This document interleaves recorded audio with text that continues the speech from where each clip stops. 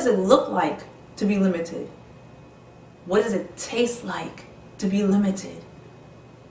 What does it sound like to be limited?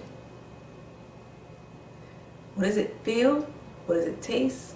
What does it smell? What does it smell like to be limited? What does it look like? What does it sound like? I just want you to think about that. What is that like to be limited?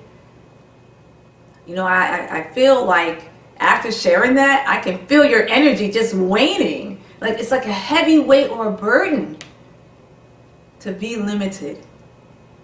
And as a result, being limited, what happens? How does that impact your day to day? How does that impact your working or your business or taking care of your loved ones, hanging out with your children or being with your loved one? Or what is it like for you?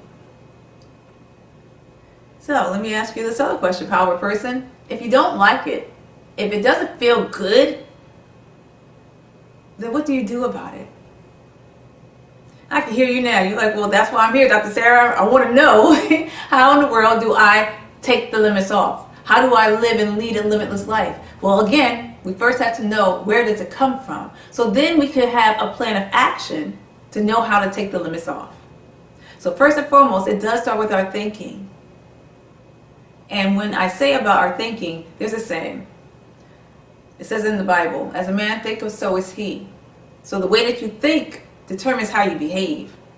So if you think less of yourself, if you lack confidence in yourself, if you lack clarity, if you lack courage, if you lack commitment, if you lack that devotion to yourself and to your goals and your dreams, then it does show up pretty much in every area of your life. So I want you to check yourself for a second. Think about it. Look at every area of your life. Where else are you limited? You may think that you're limited in one area, but if you were to look across the board, perhaps limits or being limited are showing up in those very various places.